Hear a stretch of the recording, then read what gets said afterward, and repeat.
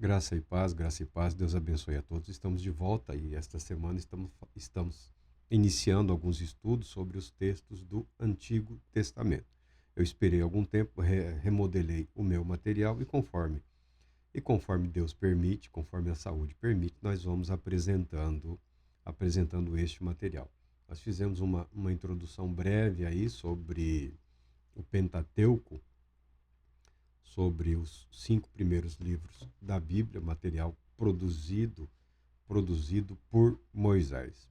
Historicamente, algumas pessoas, em algum momento, tentaram, tentaram boicotar a fé, tentando apagar algumas figuras.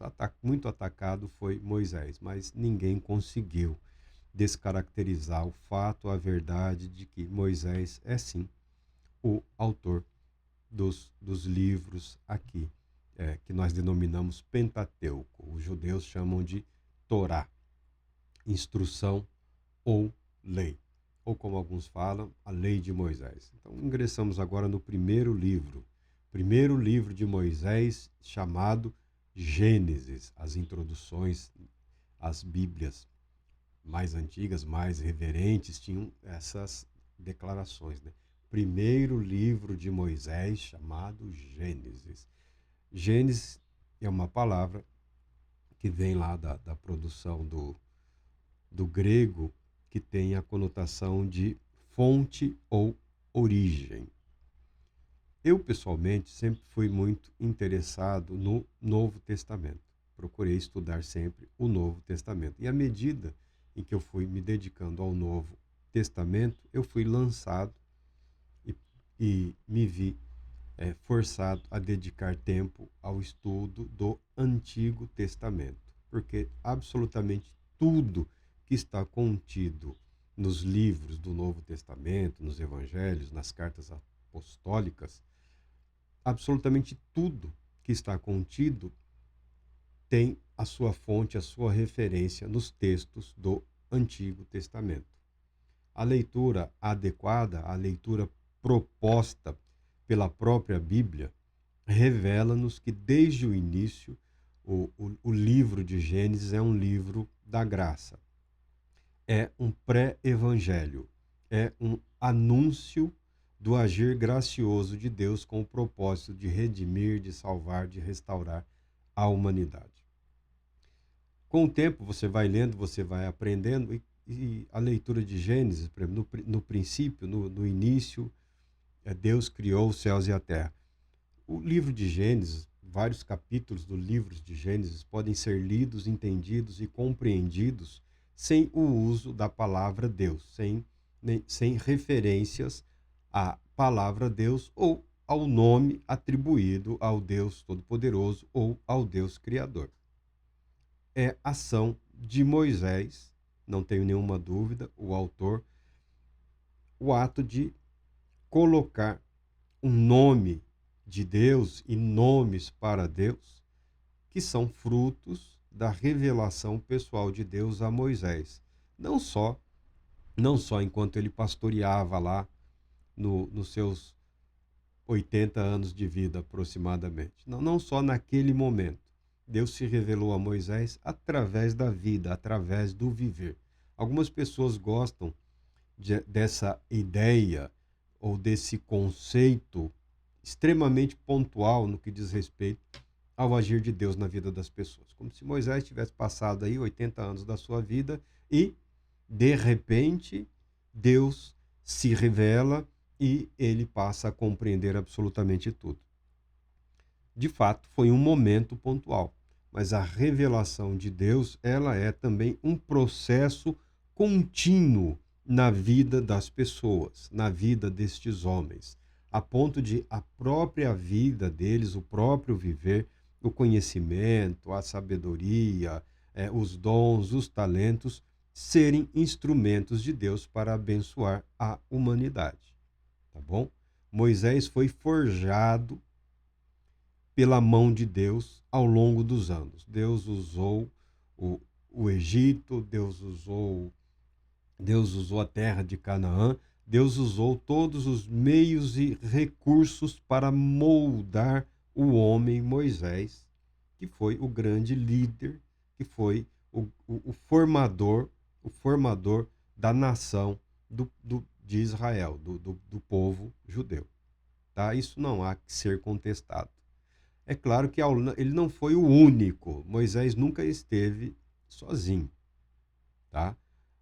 Havia um grande número de pessoas que colaboraram nesse sentido, que cooperaram nesse mesmo sentido. Mas Moisés é o nome do Antigo Testamento. Moisés é o nome do Pentateuco. Moisés é o nome da lei, da Torá, da instrução. E no livro de Gênesis, o livro dos começos, nós temos aqui uma estrutura bastante singular. Os estudiosos garantem e afirmam que o livro de Gênesis o tipo literário dele não corresponde a uma fábula, não corresponde ao gênero literário mito, tá? Mas também não se encaixa no conceito história, conceito de história conforme estabelecido pelas universidades, pelas academias, tá bom? Historiadores sempre existiram através da história da humanidade, tá? É que a partir de um determinado momento reuniram-se lá e decidiram o que é preciso para caracterizar uma determinada narrativa como uma narrativa histórica. Mas a Bíblia não pode ser acusada, o texto de Gênesis não pode ser acusado de ser material mitológico, Pessoalmente, eu entendo que Moisés foi o primeiro demitologizador da história religiosa. Conhecendo as fontes, tendo sido instruído nas fontes, os relatos do que dizem respeito à origem do universo, à origem do ser humano, esses relatos eram transmitidos oralmente, através de histórias contadas e recontadas, conhecimento passado de uma geração para outra geração. Então, no mundo antigo havia inúmeros relatos no que dizem respeito à origem da humanidade, à origem do universo, à origem de cada povo, de cada grupo, de cada reino. Tá? Os relatos eram inúmeros e diversos, e com o passar do tempo, cada cultura foi inserindo nesses relatos os seus deuses, os seus princípios, os seus valores. Fica difícil reconstruir um relato original. Difícil, mas não impossível. É unânime que o livro de Gênesis é o mais objetivo relato da criação já fornecido até hoje. Tá? É o mais objetivo, é o mais claro. Ainda que na teologia as universidades não estejam preocupadas com o Deus criador ou o Deus redentor, estejam interessados mais em estudar o material literário, a estrutura literária, né, as características literárias desses livros, o conhecimento dessa estrutura é de grande valia. Eu não me considero um bom pregador. Eu sou pobre em recursos de oratória. Tá? Eu sou muito pobre em recursos de oratória. Estudando e vendo o livro de Gênesis é uma maravilha no que diz respeito à oratória, à transmissão oral, à contação de histórias. Tá? O livro de Gênesis, o relato apresentado, ele reflete a beleza da contação de história. Os contadores de histórias, os indivíduos que preservavam o conhecimento através do relato, da narrativa. Eram livros vivos. Tá? Os anciãos, os sábios, os profetas do mundo antigo, eles eram livros vivos. Em algum momento, ficou decidido que era relevante e importante que esse conhecimento fosse preservado através da escritura. Nós já estamos vendo aqui o relato aqui, Moisés, a escrita já havia se desenvolvido no mundo antigo. Então, para garantir uma preservação daquele conhecimento, os livros vivos, que eram os contadores de histórias, os profetas, os sábios do mundo antigo, passaram a registrar esse conhecimento. Isso é um ato que garantiu que nós tivéssemos acesso a esse registro, a esses fatos, a essas verdades, como eram conhecidas naquele momento. E a beleza é muito grande. A Bíblia inicia com no princípio. E você pode ler a Bíblia, esses primeiros capítulos da Bíblia, sem sequer citar o nome de Deus ou se preocupar com um nome para Deus, tá? Porque todos os que ouvirem, como todos os que ouviam, tinham perfeita compreensão de que a referência era ao Deus Altíssimo, ao Deus Criador. Tá? Então, nunca houve essa dúvida quando se contava esse relato. Moisés, inspirado, ele não só conta a origem da humanidade, a origem do universo, ele não só estabelece como o Deus eterno ou como o Deus criador. Ele estabelece uma linhagem no que diz respeito à revelação de Deus ou ao compromisso de Deus com um determinado grupo. No caso ali, era um grupo que havia crescido no Egito e foram submetidos a um processo de escravidão, de exploração num determinado momento da história dos egípcios. A princípio, não. A princípio, os egípcios acolheram muito bem aqui esses moradores da terra de Canaã, José e a família de José, né? Israel ou Jacó, como você quiser falar. A princípio. Depois, com as mudanças de poder, tá? Aí, essa família que se tornou uma multidão passou a ser vista como inimigos em potencial, Os historiadores relatam, e nós não temos nenhuma dúvida, nos dias de José, o Egito passou a governado por povos chamados Ixos, que eram ali cananeus, né, tribos, nações, né, povos de Canaã, que invadiram e conquistaram o Egito e dominaram o Egito, assumiram o poder no Egito, de grande parte do Egito naqueles dias. Daí a maneira simpática com que foram recebidos e acolhidos os José e os seus familiares. Com o passar dos anos, os egípcios conseguiram reassumir o poder. E assumiram o poder, expulsaram aqueles povos que dominavam e invadiram territórios e terras de Canaã e iniciaram uma expansão, né, um domínio, criando ali um império egípcio avançado.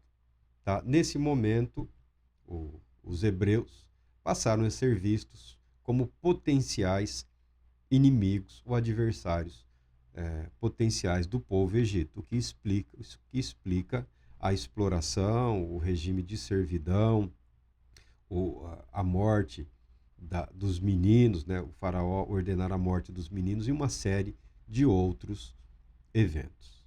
Tá? Mas a Bíblia começa aqui, segundo a narrativa de Moisés, no livro de Gênesis, com no princípio, uma palavra que significa, Gênesis significa fonte ou origem. No hebraico é Bereshit. Bereshit significa no princípio. A palavra é Reshit. A pronúncia é por aí, tá? A minha pronúncia é péssima, a minha leitura é muito lenta, a minha compreensão é muito limitada da língua hebraica. Estou sempre me valendo aí de dicionários e comentários para procurar compreender os textos como são. E também vou continuar estudando, quem sabe consigo aprender alguma coisinha. São duas palavras, tá? O B é no, em, o, e o Reshit é princípio. O Reshit, como princípio, fonte e origem, é uma forma velada de referir-se a Deus, que é o princípio, que é a fonte, que é a origem de todas as coisas. Uma só palavra já traz consigo toda a ideia de que Deus é a fonte, Deus é a origem, Deus é o princípio causador, ou primeiro motor, ou seja lá o nome que queiram aí os estudiosos é, usarem. Em Deus, em princípio, na fonte, na origem, tá? Deus não é uma surpresa. Deus agindo, Deus criando, Deus julgando, Deus punindo, Deus perdoando, Deus propondo salvação ou estabelecendo um pacto, uma aliança com a humanidade, não é uma surpresa em nenhum lugar do mundo antigo. A surpresa é esse Deus se revelar ao indivíduo, a determinada pessoa, naquele contexto, naquele momento. Tá? O conhecimento de Deus como fonte, origem de todas as coisas, nunca foi perdido. Nunca foi perdido. O que perdeu foi o relacionamento espiritual direto com esse Deus. Isso se perdeu. No mundo antigo, a idolatria se propagou de uma forma assim alarmante. O Egito também era campeão nesse contexto. Todo o poderio do Egito tem um vínculo com a espiritualidade. Todo o poderio da Babilônia tinha um vínculo com a espiritualidade. O poderio, a ação, o mover das nações do passado sempre tiveram uma conotação, uma fundamentação com a religião, com a fé, ainda que deturpada, ainda que corrompida, mas sempre tiveram, sempre existiu. Deus não foi uma surpresa, Deus não foi uma ideia, Deus não foi um pensamento originado por Moisés ou em Moisés. Tá? O relato de Moisés não é uma surpresa. A surpresa é identificar esse Deus criador, esse Deus supremo e absoluto, com o Deus de Abraão, o Deus de Isaac, o Deus de Jacó, para um povo, para uma nação que era formada por escravos, na verdade. Né? Mais de 200 anos debaixo da escravidão no Egito. E depois de 200 anos debaixo de sofrimento, as pessoas começam a se imaginar como destinados, predestinados àquilo, ao sofrimento, à dor e à angústia. Melhor, não vamos mexer para não piorar. Tá difícil, vamos voltar para o Egito. E o texto bíblico apresenta Deus conduzindo o povo. Então a mensagem, conduzindo o povo para o espaço, para a terra prometida, a ser conquistada, mas prometida por Deus, cuja vitória e posse estava garantida pela palavra do Todo-Poderoso Deus. Fazer de um povo que era mão de obra escrava no Egito, fazer desse povo uma nação, criar uma nação, um Estado. Isso é um feito extraordinário. É um feito extraordinário. E essa nação, esse Estado, esse povo tornar-se relevante internacionalmente no mundo todo, relevante em relação ao testemunho do Deus verdadeiro. Tá? É um feito extraordinário, é a ação de Deus na história da humanidade. Então a Bíblia começa aqui no livro de Gênesis com uma série de figuras mostrando Deus como Criador. Uma das figuras, uma das belas imagens fornecidas no relato da Bíblia aqui, os primeiros 11 capítulos podem ser compreendidos como história inicial. Depois, do capítulo 12 ao 50, tem a história dos patriarcas. E o livro de Gênesis como um todo é um prefácio ou uma introdução ao relato de Deus salvando. Mas o livro de Gênesis aqui, pegamos o capítulo 2, o autor pega o capítulo 2, e plantou o Senhor Deus um jardim no Éden, na banda do Oriente, pois nele o homem que havia formado. Do solo fez o Senhor brotar toda sorte de árvores agradáveis à vista e boas para alimento, e também a árvore da vida no meio do jardim, e a árvore do conhecimento do bem e do mal. O livro de Gênesis, o autor apresenta uma das figuras. No ato da criação, nós temos a imagem do oleiro, de Deus moldando o ser humano a partir do pó da terra. O texto bíblico fala do pó da terra, né? A parte quase que estéril, né?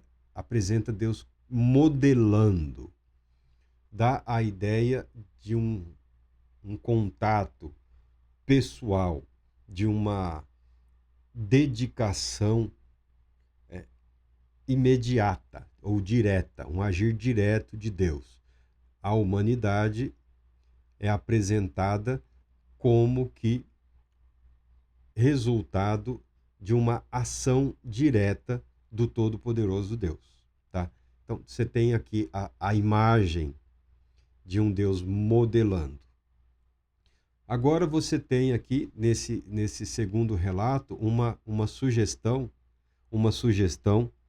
de um jardineiro, né, ou um agricultor.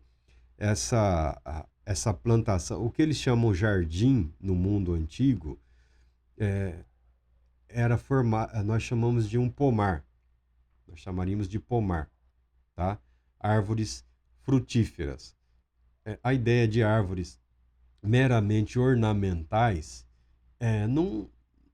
não era muito forte no mundo antigo, tá? As pessoas viviam muito em função de um propósito, da utilidade. Mas apresenta Deus aqui como um cuidador, se fosse um jardineiro, né? Plantou Deus aqui, ó, e plantou o Senhor Deus um jardim no Éden. Traz para o plano real, traz para o plano do conhecimento humano, da realidade humana, uma ação que nós não somos capazes de compreender, que é o ato criador de Deus. Nós não somos capazes de compreender. Nós procuramos explicar até o limite do que nós podemos compreender ou entender, mas nós não sabemos, porque saber implica na capacidade de reproduzir, recriar aquela situação ou aquelas condições. E isso é impossível, isso nunca foi possível, isso não existe, tá? Isso nunca existiu e continua não existindo. O ser humano não é capaz de criar. Nós não criamos. Até procriamos, mas não criamos a partir do nada. Não nos é possível isso. Nunca foi possível à humanidade esse ato de criar. Nós inovamos, nós adaptamos, nós moldamos, nós edificamos, construímos, mas nós não criamos matéria, nós não criamos vida. Moisés, um sábio contador de histórias, um sábio que aprendeu com os sábios contadores de história, não está preocupado em astrofísica, em biofísica, ele não está preocupado em questões filosóficas, ele está preocupado em transmitir a verdade de que o Deus que se revelou a ele, o Deus que ordenou que ele retirasse os judeus do Egito, que libertasse o povo da escravidão do Egito, é o mesmo Deus que criou o universo. Deus criando um povo, Deus criando um estado, Deus criando uma nação. Deus sendo Deus.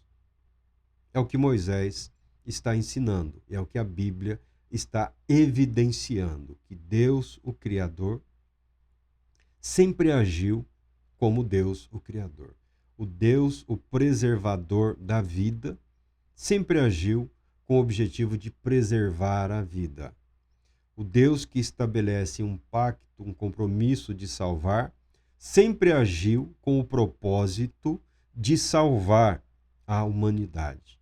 Então, a Bíblia, desde o livro de Gênesis, deixa claro a natureza, o caráter, o propósito do agir de Deus na humanidade através da humanidade, que é proporcionar a salvação, de manter viva a revelação de que o plano de Deus é salvar a humanidade. O plano de Deus não é a destruição da humanidade. O plano e o propósito de Deus é a salvação. E desde o livro de Gênesis, nós temos a apresentação dessa verdade. Aí você vira a página, um capítulo adiante na Bíblia, ou um versículo na Bíblia, às vezes implica em séculos, tá? Então disse o Senhor Deus: eis que o homem se tornou como um de nós, conhecedor do bem e do mal.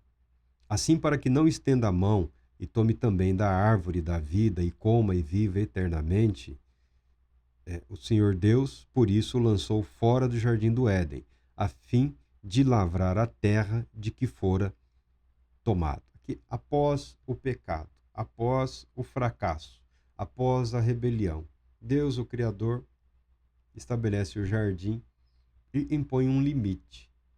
Existe um limite à graça de Deus? Eu creio que sim. Eu creio que sim.